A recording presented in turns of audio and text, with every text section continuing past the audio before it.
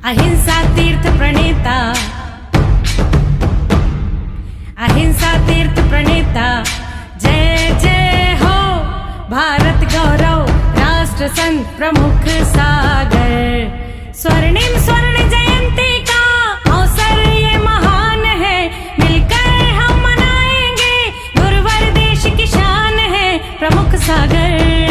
जय हो गुरुवर प्रमुख सागर, जय हो गुरुवर। तो परमात्मने 33 नंबर का श्लोक है। गुरु उपदेशाद अभ्यासात संवित्ते स्वपरांतरं जानाति यस जानाति, जानाति यस जानाति मोक्ष सौख्यम निरंतरम, मोक्ष सौख्यम निरंतरम। पूज्य स्वामी यहाँ पे कह रहे हैं गुरु उपदेशाभ्यासातो संवित्ति स्वपरांतरम जानाति या सजानाति मोक्ष सौख्यम निरंतरम। कहते हैं कि मोक्ष की प्राप्ति तुम्हें हो सकती है, या जो मनुष्य गुरु उपदेशात गुरु के उपदेश से अभ्यास के से तथा अभ्यासात मतलब अभ्यास से तथा संवित्ति आत्मा ज्ञान से जानाति जानता है, सवे निरंतरम सतत मोक्ष सौख्य मोक्ष सुख को प्राप्त जानाति जानता है।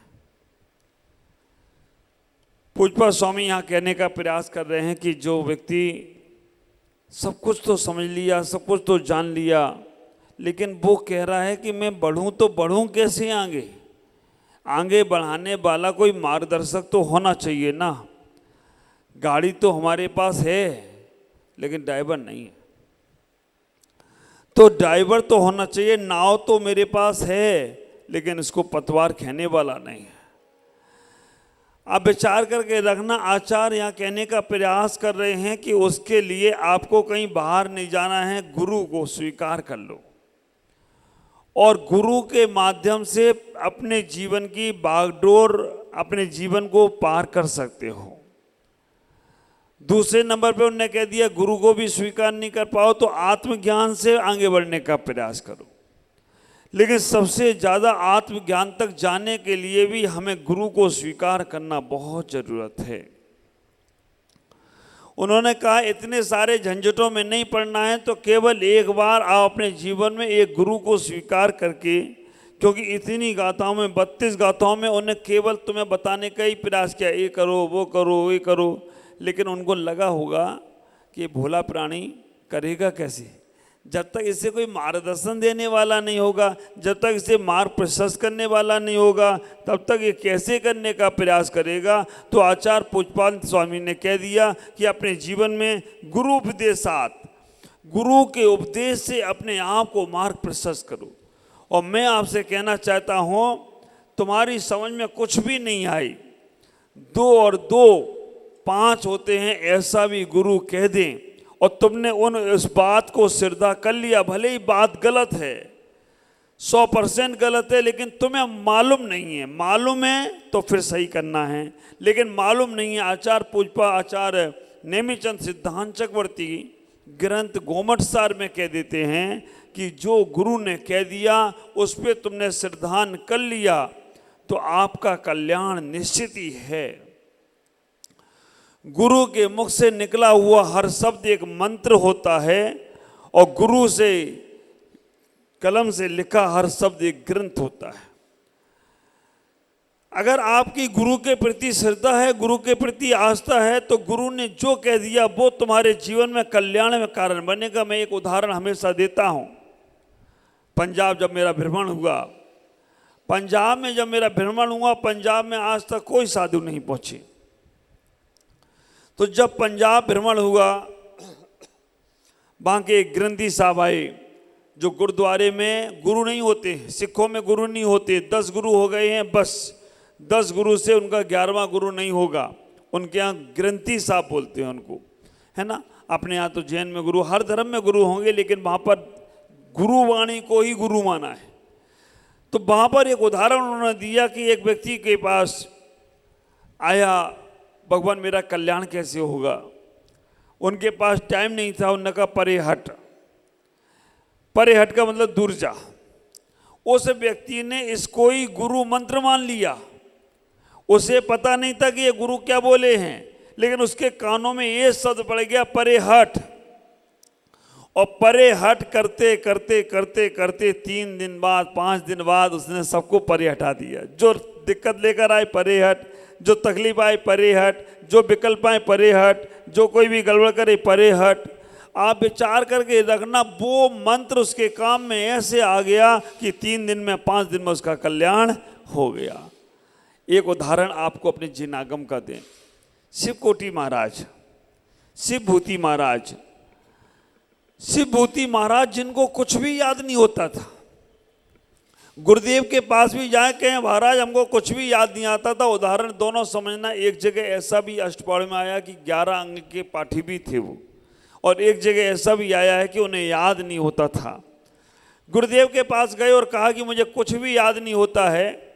तो गुरुदेव ने कहा इतना याद रख लो, तिल तुस मास भिन्नम, तिल तुस मास भिन्नम। ये शरीर मांस की तरह है और इसमें जो तिल है उसे हमें पाना है। दाल अलग है, छिलका अलग है। आपको आश्चर्य होगा, ये उदाहरण जब वहाँ पर दिया, उनको बताया गया कि हमें कुछ भी याद नहीं होता है, मैं क्या करूँ, मैं अपना कल्याण कैसे कर पाऊँगा। तो उन्होंने कहा इतना याद रख लो, तिल तुस मास भिन्नम। और आश्चर्य तो तब हुआ ये तिल तुस मास भिन्नम भी भूल गए। जब वो तिल तुस मास भिन्नम भी भूल गए, बार बार मन में सोचते थे कि गुरु ने एक शब्द तो बताया कि इसे याद रखना और इससे कल्याण हो जाएगा, लेकिन मैं तो वो भी भूल गया, अब क्या करूं। तिल तुस मास होता क्या है ये उन्हें पता नहीं था। क्यों? क्योंकि वो राजा घराने से आकर दीक्षा लिया था। रास्ते में विहार कर रहे हैं, विहार करते करते अचानक देखा कि एक महिला अपने घर के बाहर दाल को धो रही है। दाल में से छिलके निकल रहे हैं। उनके मन में जिज्ञासा आ गई कि ये भाई क्या कर रही हो, ये महिला क्या कर रही हो आप। उन्होंने, उस महिला ने कह दिया तिल तुस मास, दाल को अलग और छिलके को अलग कर रही हूँ, तिल तुस भिन्न, अलग अलग कर रही हूँ। जब उन्होंने ये देखा, ये सोचा, सुना तो पहले ही था कि तिल तुस मास भिन्नम, लेकिन भूल गए। लेकिन जैसे ही उनके मन में वो विचार आ गया कि ये दादी, ये हमारी माँ ये कर रही है, और उसी वक्त जाकर वो बैठ गए। तिल तुस मास भिन्नम, वो जाकर बैठ गए ध्यान के अंदर। जैसे दाल अलग है, छिलका अलग है, दाल अलग है, छिलका अलग है, ऐसे ही शरीर अलग है, आत्मा अलग है, शरीर अलग है, आत्मा अलग है। जैसे ही वो बैठे हैं, उनको उस अवस्था में भी केवल ज्ञान प्राप्त हो गया हो तो कोई आश्चर्य की बात नहीं है। ख्याल करके रखना, बड़ी बड़ी ग्रंथें, पोथी पन्ना नहीं याद हो पा रहे हो, नहीं पढ़ पा रहे हो, कोई बात नहीं। जैसे आप लोग कहते हो ना महाराज, आप समझाते हो तो जल्दी समझ में आता है, आप पढ़ाते हो तो जल्दी समझ में आ जाता है, जल्दी हमारे दिमाग में बैठ जाता है, क्योंकि आप इतने सरल तरीके से समझा रहे हो। तो मैं ये चाहता हूं कि जो समझा रहा हूं वो केवल समझ में नहीं आए, वो केवल समझ तक, दिमाग तक ना रह जाए, उसके अंदर जो तुम्हें समझना है वो समझकर अपने आचरण में भी लाने का प्रयास करो। आप इतना ही विचार करके रखना, मैं हर विषय को इतना सरल इसलिए करना चाहता हूं क्योंकि वो तुम्हारे प्रैक्टिकल जीवन में आना चाहिए, प्रैक्टिकल जीवन में आना चाहिए। जब प्रैक्टिकल जीवन में आएगा तो वो तुम्हारा प्रैक्टिकल जीवन कल्याण में कारण बनेगा। गुरु उपदेश से तुमने जो कुछ भी जाना है उसे समझो और समझकर अपने आचरण में उतारने का प्रयास करो। गुरु की महिमा बहुत बताई गई है। बड़े बुजुर्गों को कहा गया है, ज़्यादा को समझ में ना आए तो गुरु ने बोल दिया वो स्वीकार कर लो, उसमें कल्याण हो जाएगा। जो हमारे युवा साधक हैं, साधिकाएं हैं, उनको कहा गया है कि आप अगर याद नहीं हो पा रहा है, नहीं पढ़ पा रहे हो, नहीं समझ में आ पा रहे हो, तो केवल आप गुरु के उपदेश को सुनकर आचरण में उतार लो, उससे भी तुम्हारा कल्याण हो जाएगा। गुरु उपदेशात बड़े से बड़े लोगों का कल्याण गुरु के आशीष से हो गया, गुरु के उपदेश से हो गया। लेकिन गुरु का उपदेश और गुरु का आशीष तब हमारे जीवन में कल्याण में कारण बनता है जब हमारे उनके प्रति श्रद्धा और आस्था का भाव होता है। श्रद्धा और आस्था के भाव से ही हमारे जीवन में कल्याण होगा। ख्याल करो, जानते तो बहुत हो आप सब, लेकिन मानते नहीं हो। ख्याल करना, कहते तो बहुत कुछ हो लेकिन करते नहीं हो। उठते तो बहुत कुछ हो लेकिन चलते नहीं हो। हमने गुरु को तो बहुत बार माना, लेकिन गुरु की एक बार भी नहीं मानी। गुरु को मानने से और गुरु की मानने से क्या अंतर है? गुरु को मानने से तुम्हारी यात्रा स्वर्ग तक की होगी। गुरु को मानते हो, प्रभु को मानते हो तो तुम्हारी यात्रा स्वर्ग तक की होगी, और गुरु की मान ली तो तुम्हारी यात्रा निर्वाण तक की हो जाए तो कोई आश्चर्य की बात नहीं है। गुरु को मानोगे तो तुम स्वर्ग तक जा सकते हो, लेकिन गुरु की मानोगे तो तुम निर्वाण तक जा सकते हो। गुरु नाम जपते जपते जपते जपते स्वर्ग मिलेगा, लेकिन गुरु के आचरण को अपनाने से निर्वाण की प्राप्ति होगी। ये बात का भी ख्याल रखो। गुरु के नाम में कितनी ताकत है। भगवान राम जब लंका पे चढ़ाई करने लगे तो क्या हुआ? हनुमान जी ने उनका नाम पत्थर पे लिखा। आप विचार करके रखना, पत्थर पे लिखा और नाम लिखने के बाद वो पत्थर समुद्र में डाल दिया। क्या हुआ? वो समुद्र में डाला तो वो पत्थर का क्या हुआ? तैरने लगा या डूब गया? तैरने लगा। वो पत्थर तैरने लग गया। आप विचार करना, जो डूबने वाला पाषाण भी है, वो डूबने वाला भी पाषाण अगर उसके ऊपर गुरु का नाम लिख जाए तो पाषाण भी तैर जाता है। अगर तुम्हारे हृदय में गुरु का नाम आ जाए तो तुम भी तैर जाओ, तो कोई आश्चर्य की बात नहीं है। इतना बड़ा प्रभाव है। सामान सा पत्थर जिसके पास न जान है, न प्राण है, न ज्ञान है, कुछ भी तो नहीं है। श्रद्धा थी, हनुमान की श्रद्धा थी, और हनुमान की श्रद्धा और आस्था ने उस पत्थर को तिरभा दिया।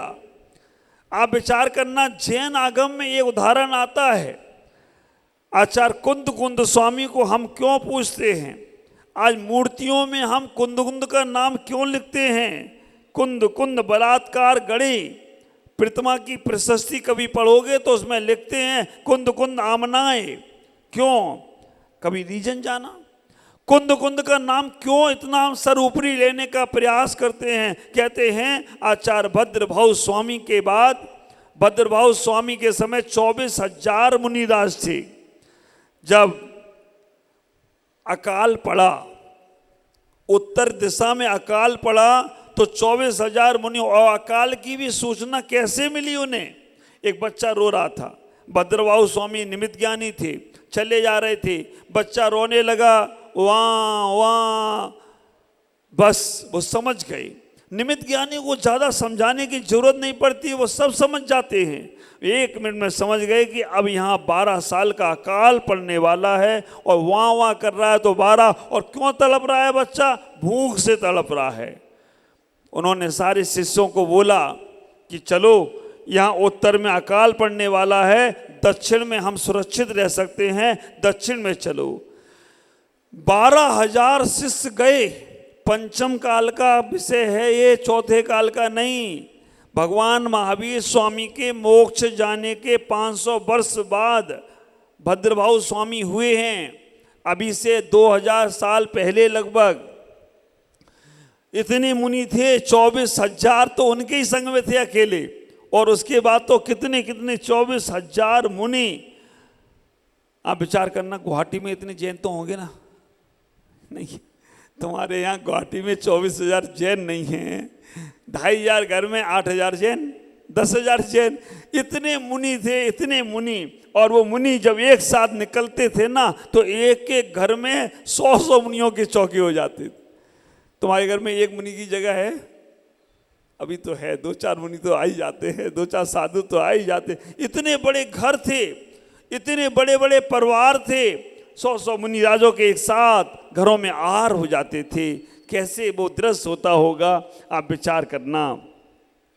जब उन्होंने कहा कि चलो यहाँ पे अकाल पड़ने वाला है, तो जो शिष्य आज्ञाकारी थे वो तो चले गए, साथ में गए। नहीं गुरुदेव, हम आपके साथ ही चलने वाले हैं।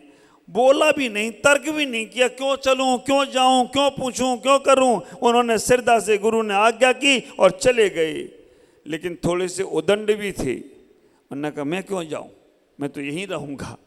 आप विचार करके रखना। और एक बिगड़ता है तो 2, 4, 5, 10 को लेके बिगड़ता है। तो उसने, वो बिगड़ गया, नहीं गया, 12,000 शिष्यों को रोक लिया। 12,000 शिष्यों को जब रोक लिया तो आप विचार करके रखना, 12,000 शिष्य वहीं रह गए, 12,000 दक्षिण चले गए। दक्षिण गए, वो सुरक्षित रहे। लेकिन जो यहाँ रहे, अकाल पड़ा, खाने को नहीं मिला, खाने पीने में दिक्कत आई। तो ऐसा कथानक जैन आगम में आया है कि वो रात्रि में भोजन के लिए निकलते थे। दिन में भोजन करके आए तो लोग पेट फाड़ के खाना उनका निकाल लेते थे, रात्रि में भोजन के लिए निकलते थे। तो बहुत सारी कहानी वहीं से श्वेतांबर धर्म का स्थापना शुरू हो गई।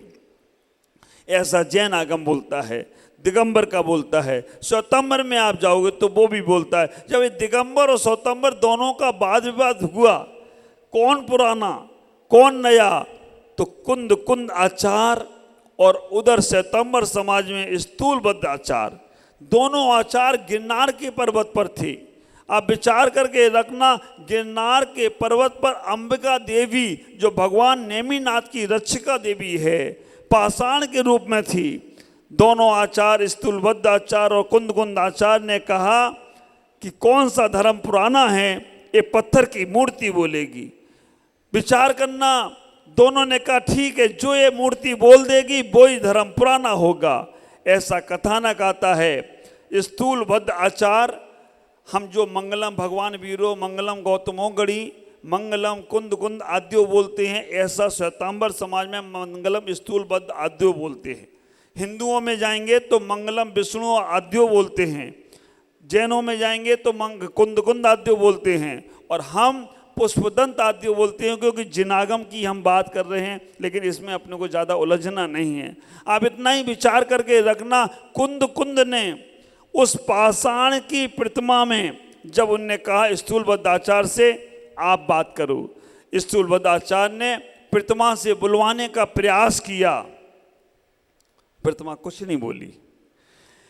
लेकिन जब कुंद आचार्य ने कहा कि आज परीक्षा की घड़ी है, आपको बोलना ही पड़ेगा एक यक्षिणी देवी से, तब उन्होंने कहा, उस देवी को आज्ञा किया कि अगर तुमने आज नहीं बोला तो बहुत बड़ा धर्म के ऊपर संकट आएगा, बहुत बड़ा धर्म के ऊपर संकट आने वाला है। आप विचार करके रखना, उस वक्त वो अंबिका देवी प्रतिमा, पत्थर की प्रतिमा, पाषाण की प्रतिमा, एक शब्द बोलना शुरू करती है, आद धर्म दिगंबरा, आद धर्म दिगंबरा, आद धर्म दिगंबरा, दिगंबर धर्म की जय। वहाँ से ये हमारे दिगंबर धर्म में प्रतिमाओं पर कुंद का नाम लिखा जाने लगा। ख्याल करके रखना, गुरु के माध्यम से उस पाषाण ने भी शब्द बोल दिए। तो जब गुरु की जो बात मानता है, गुरु की आज्ञा को पालन करता है, तो पाषाण में से भी परमात्मा खोज लेता है। और नहीं तो जो गुरु की बात नहीं मानता है, वो गुरु में भी दोष निकाल देता है। इतना ही विचार करो। आचार्य यहाँ इतना ही कह रहे हैं, इतना ही समझा रहे हैं आपको कि आपको पूरा समझ में नहीं आए तो कोई बात नहीं, जैसा गुरु बोल रहे हैं वैसा तुम करते चले जाओ, तुम्हारा कल्याण निश्चित ही होगा। दो चीज़ें हैं, एक आगम परंपरा है और एक गुरु परंपरा है। आगम में जो जो लिखा है वो तुम्हारी शक्ति से बाहर है, कोई बात नहीं, हम नहीं कर पा रहे हैं, तो गुरु जो कह रहे हैं उसे करते जाओ, उसमें भी कल्याण होगा, उसमें भी आप आगे बढ़ जाओगे। लेकिन एक बात आचार्य ने और कह दी, कोई गुरु तुम्हें कोई बात कहे तो जल्दी से मान मत लेना।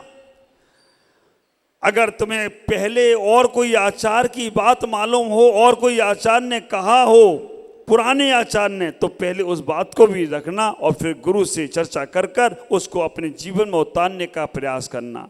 इस 33 नंबर के श्लोक में पूज्यपाद स्वामी इतना ही कहते हैं, हे भव्य जीवो, हे भोले प्राणियों, बहुत थोड़ा सा जीवन है, अपना कल्याण करना है तो हम अपने अनुरूप गुरु से आचरण स्वीकार कर कर अपना कल्याण करें। जो तुम्हारे जीवन में पाल सकते हो उसे लेकर कल्याण करें, जिससे तुम्हारा जीवन मंगलमय होगा। आज इतना ही। ओम नमः जय गुरुदेव।